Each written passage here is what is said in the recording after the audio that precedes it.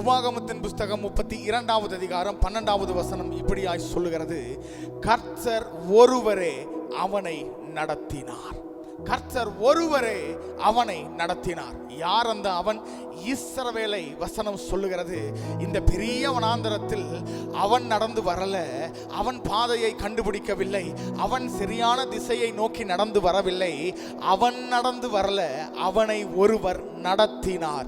நான் நம்புறேன், நான் விசுவாசிக்கிறேன், இந்த இஸ்ரவேல் தேசத்தை மாத்திரமல்ல, இந்த 2025வது ஆண்டுல உங்களையும் என்னையும் ஆண்டவர் ஒருவரே நடத்தி வந்தார். ஆமென். நாமாய் நடந்து வரல, நாமாக சம்பாதிக்கல, நாமாக சுகமா இல்ல, கர்த்தர் ஒருவரே என்னை சுமந்தார், ஏந்தினார், தப்புவித்தார், வழி நடத்தினார், பாதையை காட்டினார், நமக்கு சுகத்தை தந்து இன்றைக்கு ஆரோக்கியமாய் வைத்திருக்கிறார். எத்தனை பேர் சொல்ல முடியும்? ஆமென். எல்லாரும் அப்படி இருக்கிற இடங்களை கண்களை மூடி ஆண்டவரை பார்த்து ஒரே ஒரு வார்த்தையை சொல்ல போறோம். ஆண்டவரே, எங்கள் அடைக்கலமும் ஆனவரே, எங்கள் துருகம் ஆனவரே, எங்கள் அரணும் எங்கள் கோட்டையும் ஆனவரே, உமக்கு நாங்கள் நன்றி செலுத்துகிறோம் ஐயா, உம்மை நாங்கள் உயர்த்துகிறோம் ஆண்டவரே என்று சொல்லி ஆண்டவரை பார்த்து ஒரே ஒரு வார்த்தையை சொல்லலாமா? நன்றி ஐயா, நன்றி ஐயா. எனது ஆற்றலும் நீயாவா, எனது வலிமையும் நீயாவாய், எனது ஆற்றலும் நீயாவா, எனது வலிமையும் நீயாவா, எனது அரணும் நீயாவாய், எனது கோட்டையும் நீயாவாய். நீரில்லாத நாளெல்லாம் நாளாகுமா, நீரில்லாத வாழ்வெல்லாம் வாழ்வாகுமா, நீரில்லாத நாளெல்லாம் நாளாகுமா, நீரில்லாத வாழ்வெல்லாம் வாழ்வாகுமா.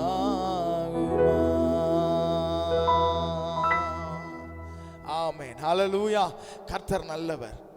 உபாகமத்தில் 32வது அதிகாரம் 12வது வசனத்தில் நம்ம வாசிச்சோம், கர்த்தர் ஒருவரே அவனை வழி நடத்தினார். கர்த்தர் ஒருவரே உங்களையும் என்னையும் வழி நடத்தினார். ஹல்லேலூயா. நம்முடைய ஆண்டவர் தொடர்ந்து நம்மோடு பேசும்படியாய் இந்த செய்திக்குள்ளாய் நாம் கடந்து செல்லலாம். இந்த முதல் நாள் ஃபாஸ்டிங் பிரேயர்ல கர்த்தர் விரும்புகிற ஒரு காரியம், கர்த்தர் நம்முடைய வாழ்க்கையில் செய்ய விரும்புகிற, கர்த்தர் நம்முடைய குடும்பத்தில், நம்முடைய ஊழியத்தில், இல்லைன்னா நம்முடைய பிஸ்னஸில் கர்த்தராகிய தேவன் செய்ய விரும்புகிற இந்த காரியத்தை குறித்து தான் கர்த்தர் இன்றைக்கு நம்மோடு பேச போகிறார். ஆமென். ஸோ தொடர்ந்து இணைந்திருங்கள். கர்த்தர் அவருடைய வார்த்தையை கொண்டு நம்மோடு பேசுவாராக.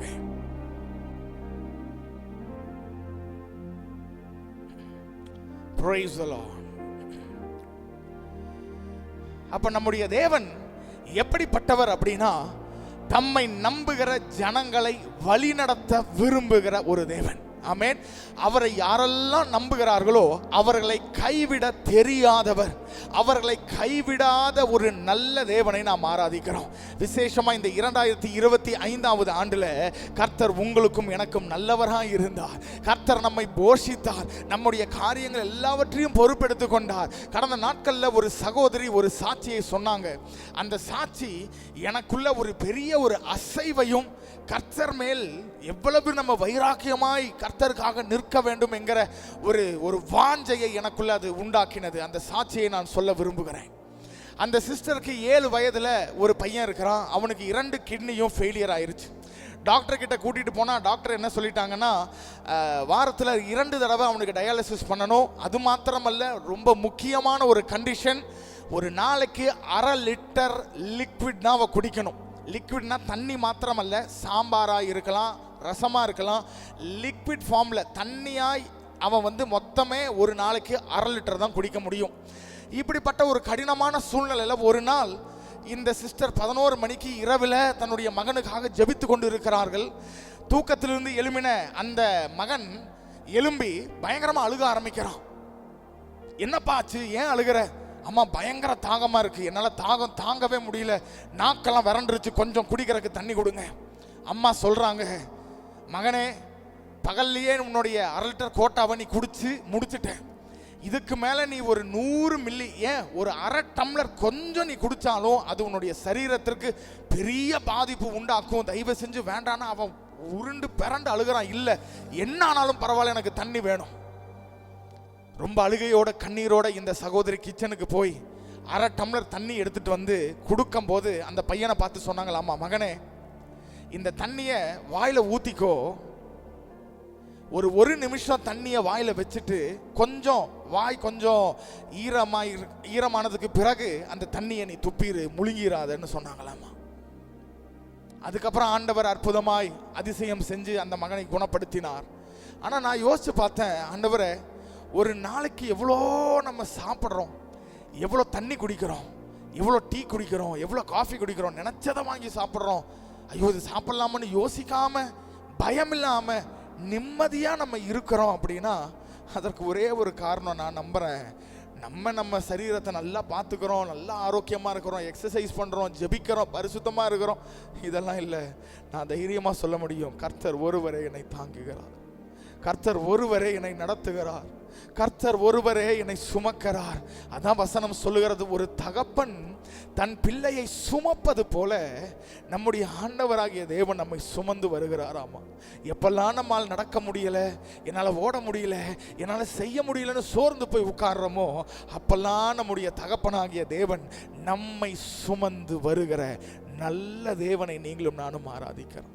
ஆமென். இந்த 2025ஆவது ஆண்டுல கர்த்தர் என்னையும் என் குடும்பத்தையும் எங்க ஊழியத்தையும் சுமந்தார்.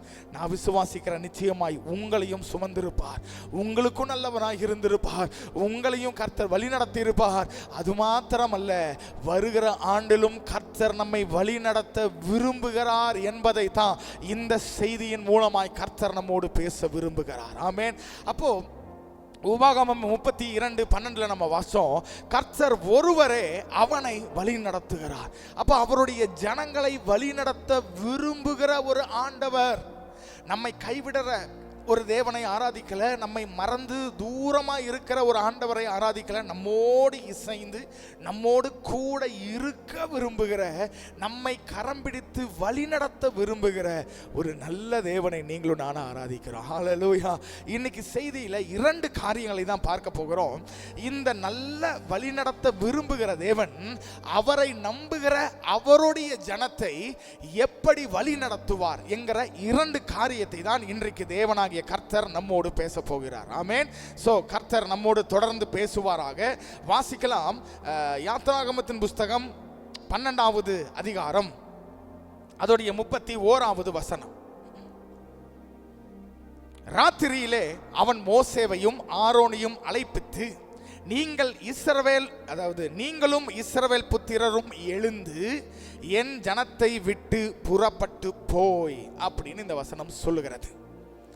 நீங்களும் இஸ்ரவேல் ஜனங்களும் எழுந்து என் ஜனத்தை விட்டு புறப்பட்டு போங்கள் என்று சொல்லி ஒரே இரவில் ஒரு கட்டளையை பார்வோன் இந்த இஸ்ரவேல் ஜனங்களுக்கு மோசே மூலமாய் சொல்லுகிற இந்த வசனம்.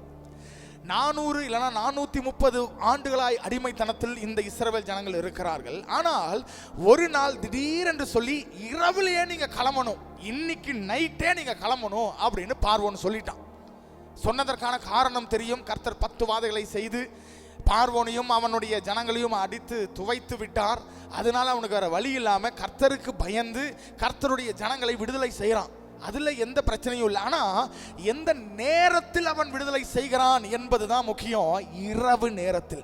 இன்றைக்கு இரவே நான் விசுவாசிக்கிறேன், ஒருவேளை இந்த மோசேவும் ஆரோனும் இல்லைனா இஸ்ரவேல் ஜனங்கள் எல்லாரும், ஐயா இந்த ஒரு இரவு மாத்திரம் நாங்கள் தங்கிவிட்டு காலையில் வெடிஞ்ச உடனே நாங்கள் போயிடுறோம் என்று அவர்கள் கேட்டிருக்கலாம், ரெக்வஸ்ட் பண்ணியிருக்கலாம். ஆனால் வசனம் சொல்லுகிறது, பார்வோன் இன்றைக்கு இரவே நீங்க புறப்பட்டு போங்க என்று சொல்லி கட்டளையிடுகிறான். இன்றைக்கு 2025ஆவது ஆண்டில் இருக்கிறோம். இன்னைக்கே நம்ம ஒரு வெளியூருக்கு போகிறோம்னு வைங்களேன். இப்போ நான் கோயம்புத்தூரில் இருக்கேன், கோயம்புத்தூர்லேருந்து சென்னைக்கு போகணும், நான் கார் ஓட்டிட்டு போகணும் அப்படின்னா நைட் நேரம் போகாத, நைட்டில் நீ கார் ஓட்டிட்டு போகாதப்பா, இது வந்து சேஃப் கிடையாது அப்படின்னு சொல்கிறாங்க. இத்தனைக்கும் காரில் பார்த்தீங்கன்னா 2 ஹை பவர் எல்இடி லைட்டு இருக்குது. எல்லா பைக்லேயும் எல்லா கார்லேயும் நல்ல வெளிச்சம் தரக்கூடிய நல்ல பல்பெல்லாம் நம்ம வச்சுருக்கிறோம். ஆனால் வெளிச்சம் இருந்தாலும் இன்றைக்கே நம்ம என்ன சொல்கிறோன்னா, நைட் நேரத்தில் ட்ராவல் பண்ணுறதை அவாய்ட் பண்ணிடுங்க. இந்த சம்பவம் இன்னிலிருந்து ஒரு 4500 ஆண்டுகளுக்கு முன்பதாய் நடந்தது. அந்த நாட்களில் வெளிச்சம் கிடையாது, டார்ச் லைட் கிடையாது, ஸ்ட்ரீட் லைட் கிடையாது, வண்டியில் ஹெட்லைட் கிடையாது, ஒன்றுமே கிடையாது.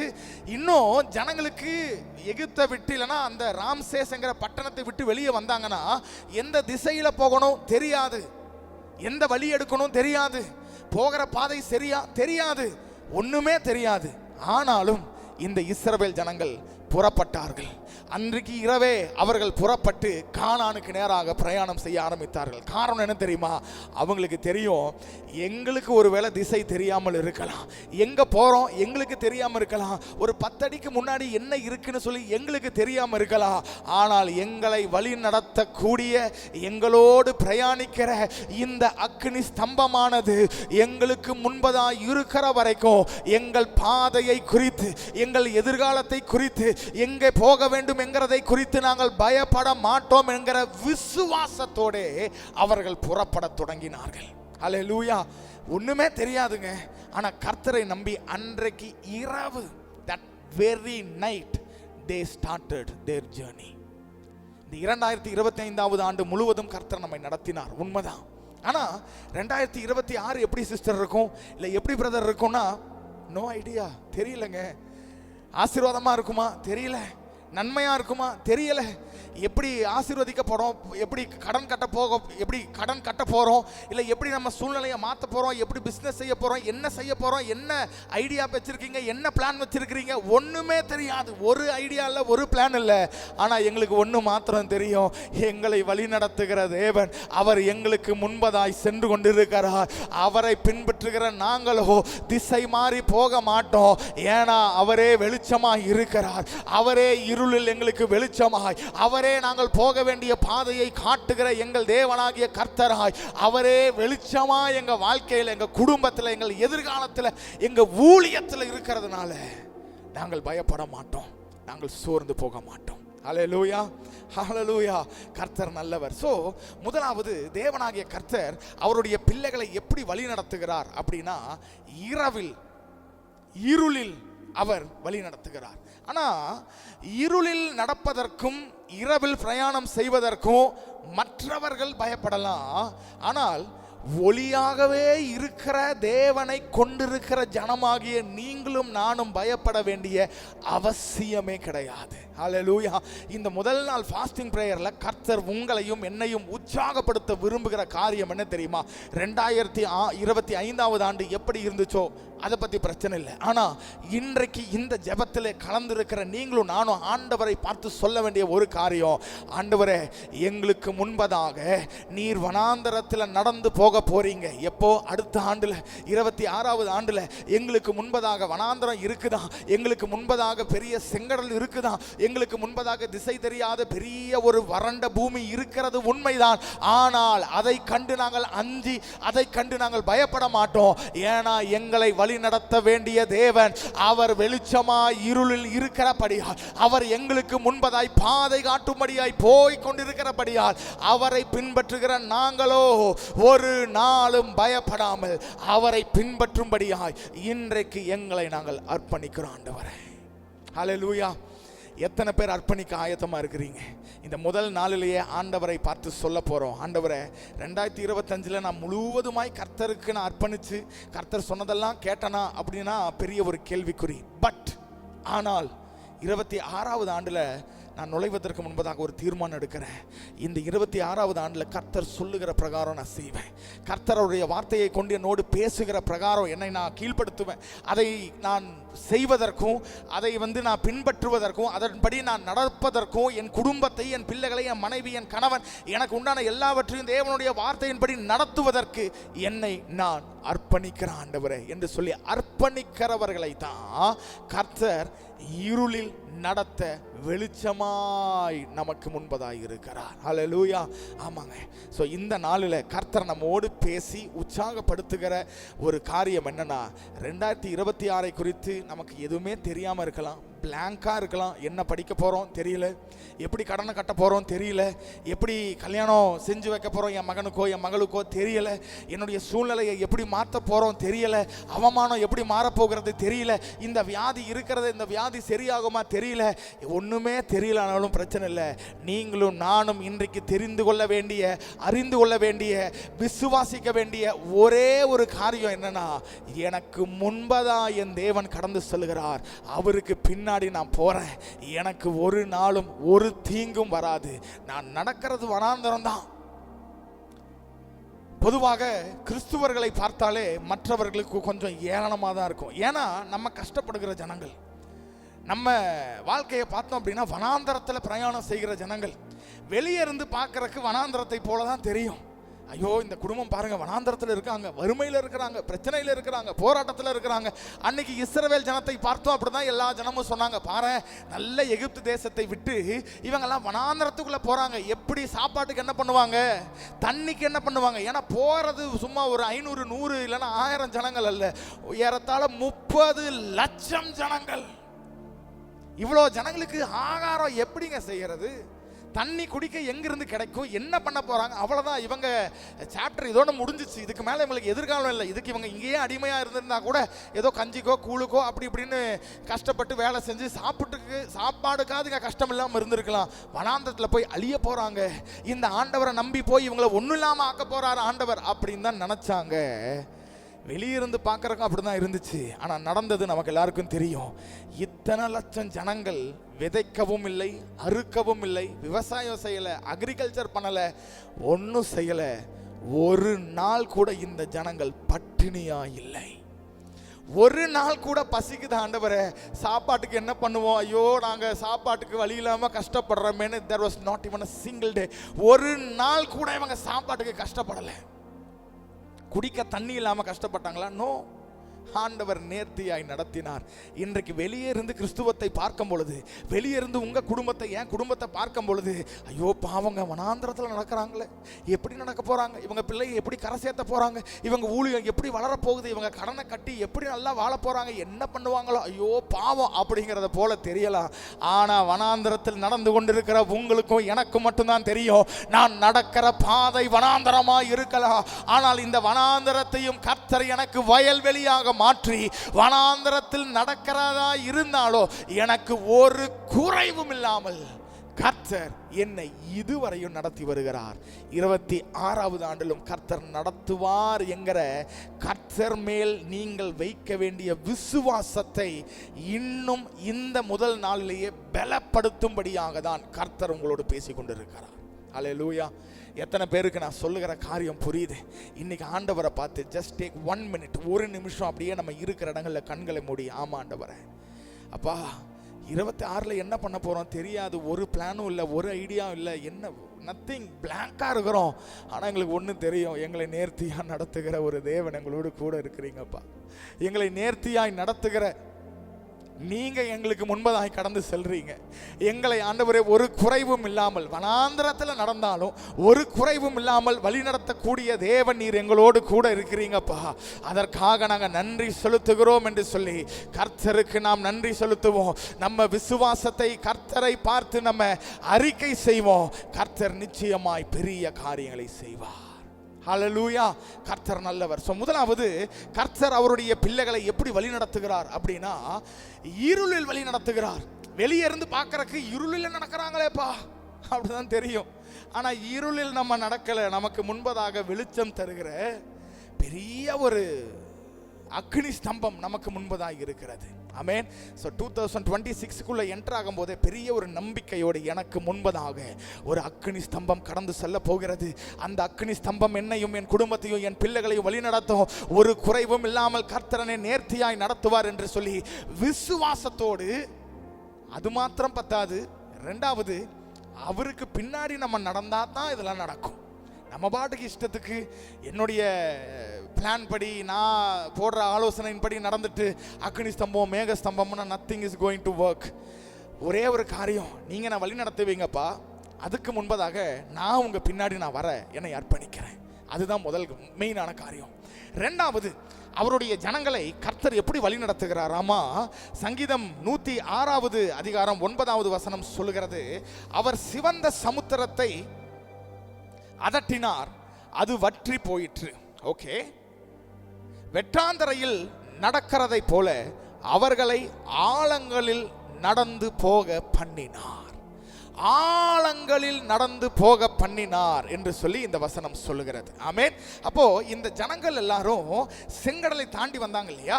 அவங்க செங்கடல் இரண்டாக பிளந்த உடனே அவங்க ஆழங்களில், அதாவது கீழே இறங்கி தான் அவங்க நடந்து வரணும். பொதுவாக இந்த ஆழத்தில் போவது மனிதர்களுக்கு பிடிக்காது. ஏன்னா ஆழம் அப்படின்னாலே ஒரு விதமான பயம், ஆழம் என்றாலே ஒரு விதமான இருள். அந்த இடத்துல நமக்கு கான்ஃபிடன்ஸ் இருக்காது. ஏதோ ஒன்று நடந்துருமோ, ஏதாவது நடக்கக்கூடாதது ஏதாவது சம்பவித்து விடுமோ என்கிற ஒரு பயம் ஆழத்தில் இருக்கும் பாருங்க. அதனால தான் ஆழம் அப்படின்னா தண்ணீர்லையும் நம்ம ஆழத்தில் போக மாட்டோம். எங்கேயாவது குழி இருக்கு அப்படின்னா அதை இறங்க மாட்டோம். ஏன்னா ஆழம் அப்படின்னாலே நமக்கு பயம். ஆனால் கர்த்தருடைய வார்த்தை சொல்லுகிறது, முதலாவது இருளில் கர்த்தர் நம்மை நடத்துகிறார், ரெண்டாவது ஆழத்தில் கர்த்தர் நம்மை நடத்துகிறார். ஏன் ஆண்டவரே ஆழத்தில் நடத்தணும்? மேலேயே நடத்திட்டு போயிருங்களேன். வசனம் சொல்லுகிறது, அவர் கண்மலையின் மேல் நம்மை கொண்டு போய் நிறுத்துகிற தேவன். எஸ், கண்மலைனா மேலே உச்சியில கொண்டு போய் நிறுத்துகிறவர்.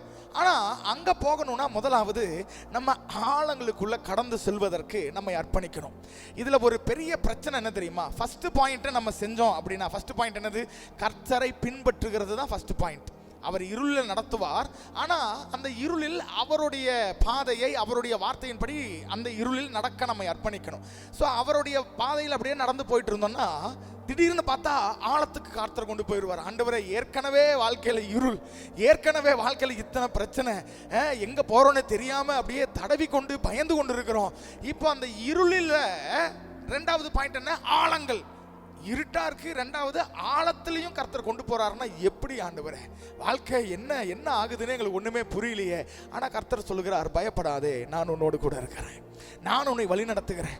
உன்னை ஆழங்களுக்கு கொண்டு போவது உன்னை பயப்படுத்தும்படியாக, உன்னை அப்படியே சோர்ந்து போகும்படியாக, இல்லைன்னா மற்றவர்கள் உன்னை மேல இருந்து, ஏன்னா ஆழத்தில் இருக்கிறோம்னா மற்றவங்க மேல இருந்து பார்த்தா எப்படி இருக்கும்? கீழே இருக்கான் பாரு, இவன் எப்படி மேலே வர போறான் அப்படின்னு சொல்லி மற்றவர்கள் ஏளனமாய் பார்க்கிற ஒரு இடத்தில் இருக்கிறதை போல தெரியலாம். ஆனால் அது உன்னுடைய முடிவல்ல. ஆழங்களுக்கு நம்மை கொண்டு போய் அந்த வழியில நம்மை வழி நடத்துவதற்கு ஒரு பெரிய நோக்கமும் பெரிய ஒரு திட்டத்தையும் கர்த்தர் வைத்திருக்கிறார். ஆழத்துல என்னையா திட்டம்? ஆழத்துல கொண்டு போய் கர்த்தர் நம்ம வாழ்க்கையில என்ன செய்ய போறாரு அப்படின்னா, இந்த ஆழங்கள் எதை குறித்து தெரியுமா? இந்த வசனம் சொல்லுகிறது, ஆழத்திலே அவர்களை வழி நடத்தினார் என்று சொல்லி. இரண்டு புறமும் செங்கடல் பிளந்து விட்டது. இப்போ இவங்க செங்கடலை தாண்டணும் அப்படின்னா இவங்க இந்த ஆழத்திற்குள் இறங்கி வரணும்.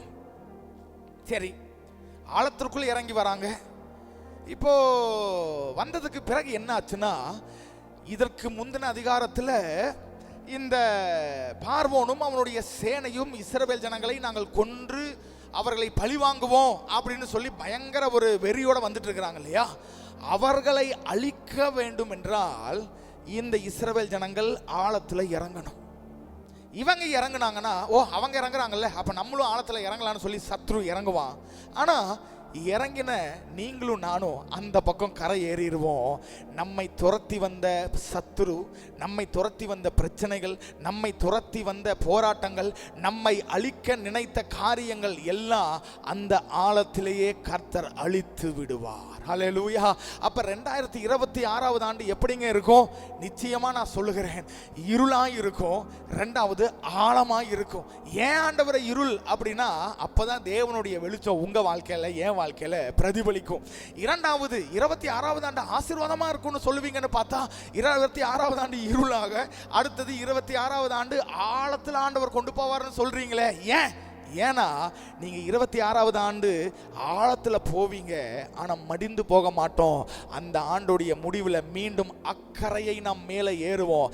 ஏறும் பொழுது எந்தெந்த பிரச்சனைகள் எல்லாம் இத்தனை ஆண்டுகளாய் உங்களையும் உங்கள் பிள்ளைகளையும் உங்கள் சரீரத்தையும் உங்கள் பிசினஸையும் உங்கள் குடும்பத்தையும் நம்முடைய ஊழியத்தையும் பின்தொடர்ந்து நம்மை அழிக்க நினைத்ததோ அந்த காரியத்தை எல்லாவற்றையும் கர்த்தர் மேற்கொள்ளும்படியாக நமக்கு பலன் தருவார். ஹல்லேலூயா. அந்த பிரச்சனைகள் போராட்டங்கள் எல்லாம் இந்த ஆழத்தில் நம்ம போயிட்டு வரும்போது எல்லாம் அழிந்துவிடும். எத்தனை பேருக்கு இந்த காரியம் புரியுது? கர்த்தர் எத்தனை பேரோடு பேசி உங்களை உற்சாகப்படுத்துகிறார்? ஆமென். நான் விசுவாசிக்கிறேன் நிச்சயமா. இன்ஃபேக்ட் நான் ஜெபிக்கிறதெல்லாம் என்னன்னா, இந்த செய்தியின் பிரகாரம் ஆண்டவரே 26வது ஆண்டில் எங்களை இருளில் நடத்துங்க ஆண்டவரே. ஏன் தெரியுமா? நாங்கள் இருளில் நடக்கும்போது தான் உங்கள் வெளிச்சம் எங்கள் வாழ்க்கையில் வரும். உங்க வெளிச்சம் எங்க வாழ்க்கையில வரணும்னா நான் இருளில் பிரயாணம் பண்றதுக்கு நான் ரெடியா இருக்கணும். என்னுடைய கம்ஃபர்ட் ஜோனை விட்டுட்டு நான் வெளியே வரணும். நான் வரதுக்கு ஆயத்தம் ஆண்டவரே. இரண்டாவது, இந்த 2026 26வது ஆண்டுல எங்களை ஆழங்களுக்கு கொண்டு போங்க. அதாவது தாழ்வான இடம். ஆழம் அப்படின்னா ரொம்ப கீழான தாழ்வான இடத்துக்கு எங்களை கொண்டு போக ஆண்டவரே. ஏன்? எங்களை சிறுமைப்படுத்துவதற்கா, எங்களை அவமானப்படுத்துவதற்கா? நோ, அதற்கு இல்லை. நம்ம வாழ்க்கையில் இருக்கிற பிரச்சனைகளை அழிப்பதற்காக. நான் தாழ்வாய் இறங்கலாம், ஆனால் முடிவில் கர்த்தர் என்னை மீண்டும் மேலே உயர்த்துவார். மீண்டும் நான் மேலே வருவேன். மீண்டும் கர்த்தர் என்னை மகிமைப்படுத்துவார்னு எத்தனை பேர் விசுவாசிக்கிறீங்க? ஹல்லேலூயா. ஆமாம். ஸோ இந்த முதல் நாளில் கர்த்தர் நம்மோடு பேசி உற்சாகப்படுத்துகிற 2 காரியம். நான் உன்னை இருளில் வழி நடத்த விரும்புகிறேன். இரண்டாவது, நான் உன்னை தாழ்வான இடங்களில் உன்னை கொண்டு செல்ல விரும்புகிறேன். ஆனால் எங்கே போகிறோங்கிறது பிரச்சனை இல்லை. இருளான இடத்துக்கு போகிறோமா, தாழ்வான இடத்துக்கு போகிறோமா, இல்லைனா வேற ஏதாவது ஒரு இடத்துக்கு போகிறோமா, அது பிரச்சனை இல்லை. யாரு கூட நம்ம போயிட்டு இருக்கோங்கிறது தான் 2026வது ஆண்டில் பிரச்சனை. ஹல்லேலூயா. யாரு கூட நம்ம டிராவல் பண்ண போறோம்? நம்ம எந்த இடத்துக்கு வேணாலும் போகலாம், அதை பத்தி பிரச்சனை இல்லை. கூட இருக்கிறவர் நம்மோடு இருந்தா போதும். சர்வ வல்லமையுடைய தேவன் நம்மோடு வந்தா போதும். நம்ம எந்த இடத்தையும் தாண்ட முடியும். எந்த பிரச்சனையும் மேற்கொள்வேன். அதான் சங்கீதக்காரன் சொல்லுகிறான், என் தேவனாலே ஒரு சேனைக்குள் பாய்வேன், என் தேவனாலே ஒரு மதிலையும் நான் தாண்டுவேன். எப்படி தாண்டுவேன்? நானா தாண்டுறேன்? இல்லை, என்னை தாண்ட வைக்கிறார். என்னை கீழே கொண்டு போறாரு, திரும்ப என்னை மேலே கொண்டு வர்றாரு. கொண்டு வரும்போது திரும்பி பார்க்குறேன், பார்வோனின் சேனை இல்லை, பார்வோனின் பிரச்சனை எனக்கு இல்லை, பயந்த காரியங்கள் எல்லாம் என்னை விட்டு நீங்கிட்டு. இதெல்லாம் நான் செய்யணும்னா ஒரே ஒரு காரியம், 2026வது ஆண்டில் கர்த்தரை நான் முழுவதுமாய் பின்பற்றுவேன். அவருடைய வசனத்தை கொண்டு எதெல்லாம் செய்யணும்னு சொல்கிறாரோ அதெல்லாம் செய்வேன். எதெல்லாம் விட்டுருன்னு சொல்கிறாரோ அதெல்லாத்தையும் விட்டுருவேன்.